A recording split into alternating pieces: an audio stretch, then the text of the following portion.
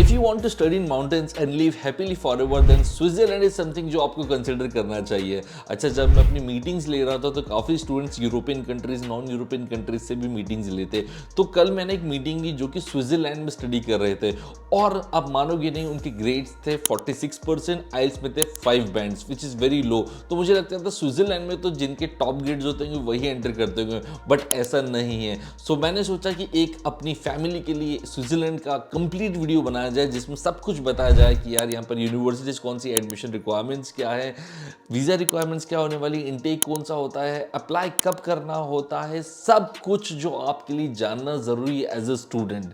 तो शुरू में अगर हम बात करें तो स्विट्जरलैंड ने मुझे अट्रैक्ट इसीलिए कि ऑब्वियसली ब्यूटीफुल डेस्टिनेशन तो है ही, no doubt about it, but यहाँ का वीज़ा रेशियो 95%।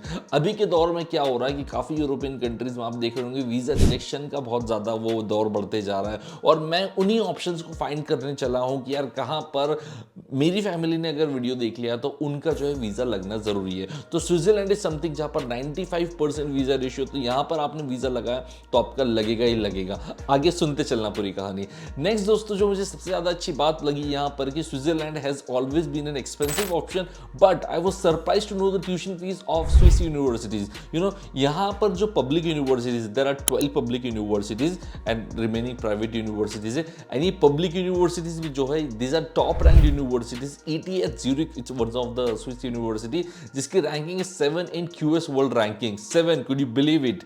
तो यहाँ पर टॉप रैंकिंग यूनिवर्सिटीज़ है विच प्रोवाइड्स क्वालिटी एजुकेशन। तो वो जो 12 पब्लिक यूनिवर्सिटीज़ है उनकी जो ट्यूशन फीस है स्टार्ट्स फ्रॉम 500 CHF यहाँ की स्विस फ्रैंक जो करेंसी है वो होती है, INR में आप कन्वर्ट कर लेना, अप्रॉक्सीमेटली भी CHF का रेट जो INR में चल रहा होगा 93 के आसपास चल रहा होगा। तो 500 CHF पर सेमेस्टर टू 2500 CHF पर सेमेस्टर होने वाला है। मतलब अगर मैं टोटल भी कहूँ तो जनरली एवरेज लेवल पर भी हम लेकर चले तो 1000 CHF आपकी पर ईयर की फीस होने वाली है। 1000 CHF अगर आपकी पर सेमेस्टर की फीस हो रही तो 2000 CHF is going to be your per year fee which is approximately Indian rupees में 1.5 lakh rupees per year. It's very cool. I mean, it's super affordable in terms of tuition fees only in public universities.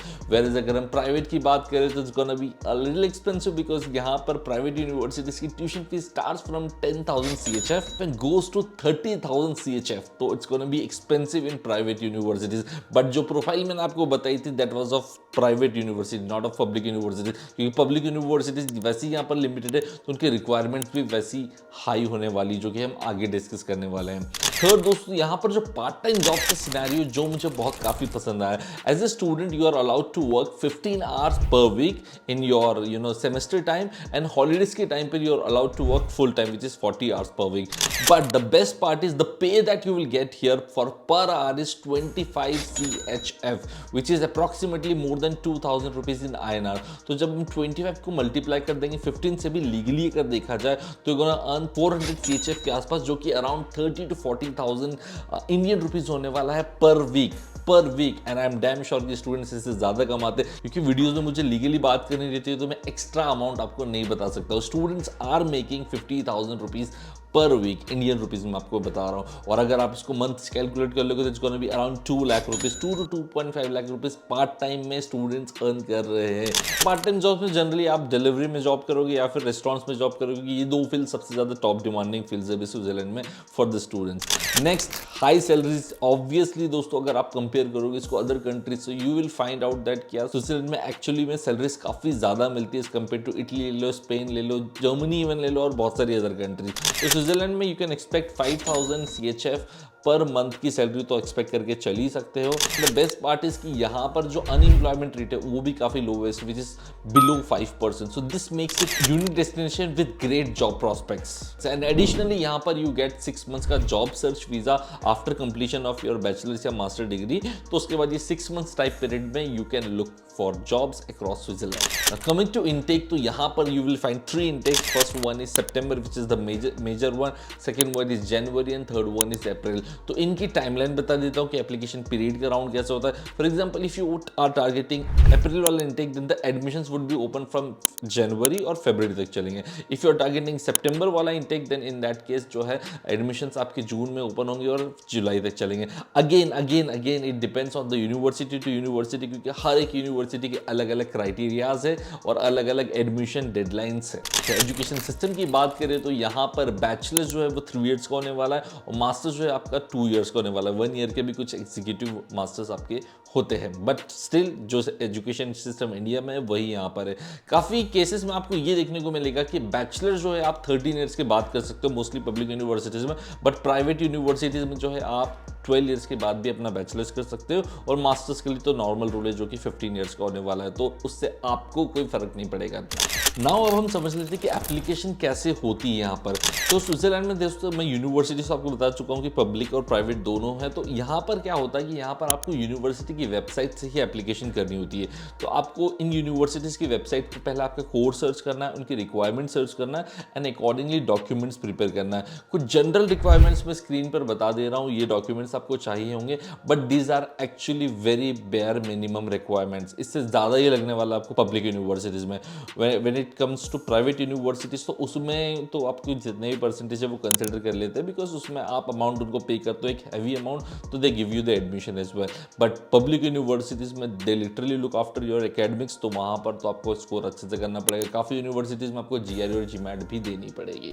Once you gather all this documents, फिर आपको university की website पर जो है apply करना होगा। आपको एक एप्लीकेशन फीस पे करनी होगी जो कि 100 से 200 Euros for each university application fees हो सकती है, एंड देन आप फाइनली अप्लाई करेंगे।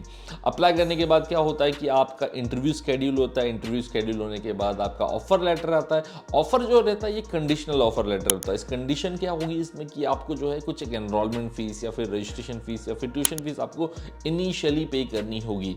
जैसे ये पे कर देते हो उसके बाद ये फाइनल जो है non conditional offer letter, acceptance letter, जो कहना चाहो वो कह लो, वो रिलीज करते हैं। अब ये रिलीज होने के बाद अब आपको क्या करना होगा कि आपको अपॉइंटमेंट बुक करनी होगी स्विस एम्बेसी दिल्ली के अंदर। ठीक है, यहाँ पर आपको जो है जाना है। जाने के बाद क्या होगा, यहाँ पर आपका जो है 3 to 6 मंथ्स का बैंक स्टेटमेंट आपको सबमिट करना रहेगा जो कि 21,000 CHF का होगा, अप्रॉक्सीमेटली INR में तो 20 लाख रुपीज़ का। इसके अलावा आपको 2 इयर्स का ITR सबमिट करना होगा। इसके अलावा एक intention to return back to India वाला फॉर्म सबमिट करना होगा साइन करके। आपके एकेडमिक डॉक्यूमेंट्स आपको सबमिट करने होंगे। अच्छा, यहाँ पर खास बात यह है कि यहाँ पर आपको कोई भी वीज़ा फीस नहीं पे करनी होगी। आपका यहाँ पर एक शॉर्ट्स आपका इंटरव्यू होता है और यहाँ पर एक और चीज़ ध्यान रखने वाली बात है कि ये लोग आपका पासपोर्ट इस स्टेज पे नहीं लेंगे। अभी पासपोर्ट आपके पास ही रहेगा, लेकिन आपको लेकर जाना रहेगा। तो ये सारी जैसे ही प्रोसेस स्विस एम्बेसी दिल्ली आप जाकर कर देते हैं, उसके बाद क्या होता है, यहाँ से आपके जो प्रोसेस ये जाती है स्विट्जरलैंड के कैंटन्स में। हर एक region, there are 26 regions I guess in Switzerland. फिर वो जिस भी रीजन में आपकी यूनिवर्सिटी लोकेटेड है वहाँ पर ये जाती है फाइल। फिर वहाँ से आपका जो है वीज़ा अप्रूवल आता है। वहाँ से ईमेल के थ्रू आपको वीज़ा अप्रूवल मिल जाता है। उसमें टाइम लग सकता है 15 to 13 डेज का, depending again upon the Canton. Generally ये 100% आपका अप्रूवल ही आता है। जैसे ही आपका अप्रूवल का ईमेल आ जाता है उसके बाद again you will have to take an appointment with VFS। This time appointment लेने की जरूरत भी नहीं पड़ती, जनरली आप डायरेक्टली वॉक इन में भी जा सकते हो कई केसेस में। और अब आपको पासपोर्ट आपका लेकर जाना है, अप्रूवल का जो ईमेल है वो लेकर जाना है अब। और उसमें सिर्फ 4 दिन, मतलब मेरे फ्रेंड का तो 2 डेज के अंदर ही वीज़ा आ गया था। वैसे 4 से 5 दिन आप मैक्सिमम ले लो और आपका वीज़ा स्टैम्प करके वो आपके हाथ में दे देते हैं। तो इस तरीके से ये कंप्लीट प्रोसेस चलता है और इस तरीके से आप जो है इंडिया से, पाकिस्तान से, बांग्लादेश से जो है स्विट्जरलैंड जा सकते हैं।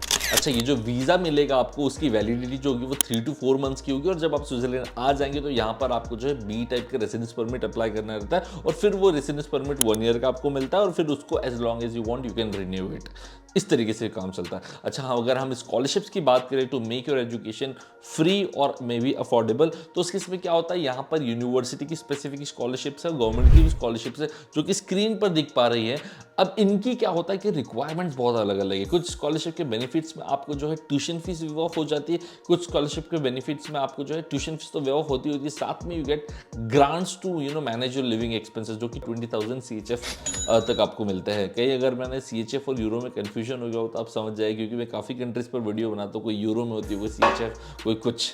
तो इंपॉर्टेंट यहाँ पर कुछ नोट्स है जो मैं आपको बता दूं कि यहाँ पर जो है क्लास टाइमिंग जो आपकी होने वाले हैं वो मॉर्निंग 9 to 4 होने वाले हैं, और लिविंग कॉस्ट जो होने वाली है वो 1500 CHF से लेके 2000 CHF तक हो सकती है, जो कि around more than 1 lakh rupees per month की आपकी ये तो लिविंग कॉस्ट होने वाली है। इसीलिए मैंने जब स्टार्टिंग में बोला था कि यहाँ पर पार्ट टाइम में ही अर्निंग में इतना अमाउंट है पर वीक, जैसे 50,000 स्टूडेंट्स कमा रहे तो उससे ही मैनेज होता है, क्योंकि लिविंग एक्सपेंसेस भी हाई है तो उसी के मुकाबले अर्निंग भी हाई है, तो उससे एक अच्छा अमाउंट आप सेविंग प्रोपोर्शन में सेव कर सकते हो। तो अगर इसके हम कुछ कॉन्स की बात करें अब सबसे इंपॉर्टेंटली, तो फर्स्ट कॉन है कि यहाँ पर दोस्तों 3-4 ऑफिशियल लैंग्वेजेस है, फ्रेंच, जर्मन, इटालियन और एक रोमांच। तो ये 4 लैंग्वेजेस अलग अलग कैंटन्स में चलती है। जिस भी ज़्यादा रीजन में, जैसे पूरे जर्मन से अटैच रीजन है तो जर्मन बोली जाती है, फ्रांस से अटैच रीजन है तो फ्रांस बोली जाती है, इटली से अटैच रीजन तो इटालियन बोली जाती है।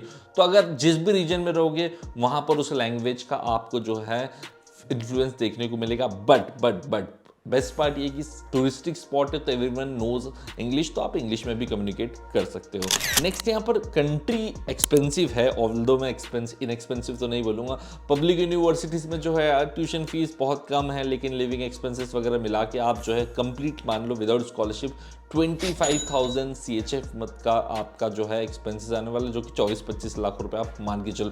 But it is worth it with the earning that you will earn for sure. Whereas अगर हम प्राइवेट यूनिवर्सिटीज़ की बात करें तो यही अमाउंट जो टोटल कॉस्ट आपका यहाँ पर पब्लिक में 25,000 CHF आ रहा है, मतलब 24-25 लाख रुपए, वही यहाँ पर हो जाएगा करीबन 40 से 50 लाख रुपए के आसपास। तो इतना बजट आपके पास होना जरूरी है, जो कि आप कवर अप एजुकेशन लोन के थ्रू भी कर सकते हो। नेक्स्ट दोस्तों, यहाँ पर आप इनिशियल 6 मंथ्स के लिए जॉब नहीं कर सकते हो ऑन स्टूडेंट वीज़ा, वो 6 मंथ्स के बाद ही और legally allowed to work. Initial 6 months में इतनी अच्छी बात है कि आप जो है कल्चर को अंडरस्टैंड करो, स्टडीज़ को अंडरस्टैंड करो, सारे सब्जेक्ट्स क्लियर हो, तो it will be easy for you as well.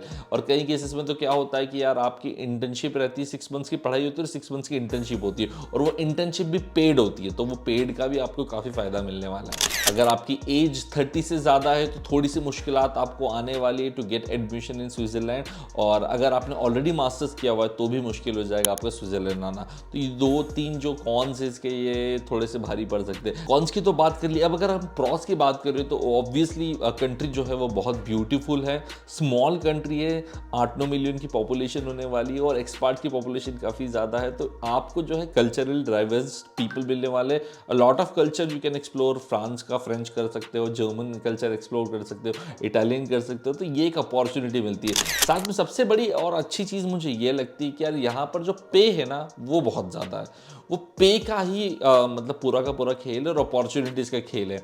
तो पे जो है ना वो इन सारे एस्पेक्ट्स को ख़त्म कर देता है, क्योंकि इवेंचुअली आपको क्या चाहिए कि हम कमाएं ज़्यादा, हम सेव ज़्यादा करें। तो सेविंग प्रोपोर्शन से जो है ना स्विट्ज़रलैंड बहुत अच्छा ऑप्शन हो सकता है। हालांकि 2-3 साल आपको लगेंगे इन्वेस्ट करने में, 2 साल आप इन्वेस्ट करते रहोगे, लेकिन तीसरे-चौथे साल से जब आप बनाना स्टार्ट करोगे 5,000 CHF, 6,000 CHF, मतलब 4 लाख, 3 लाख, 4 लाख, 5 लाख, तब मज़ा आने लगेगा ज़िंदगी जीने में।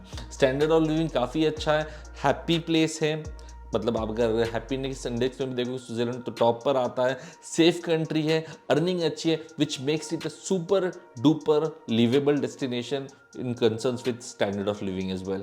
सो I think these are all the points जो मुझे लगता है कि स्विट्ज़रलैंड आपको भी कंसिडर करना चाहिए if you have a budget नहीं है तो एजुकेशन लोन के माध्यम से भी कर सकते हो, but this is something to be considered these days, because अगर आप अमेरिका में देखो तो वीज़ा अपॉइंटमेंट का इशू आ रहा है, 4 ईयर डिग्री का इशू आ रहा है, ऑस्ट्रेलिया में इशू चल रहे हैं, कनाडा यूके में इशू चल रहे हैं, and if you are looking for targeting for a country जहाँ पर कुछ अच्छी अपॉर्चुनिटीज मिल सकती है, तो Switzerland is something in Europe to consider.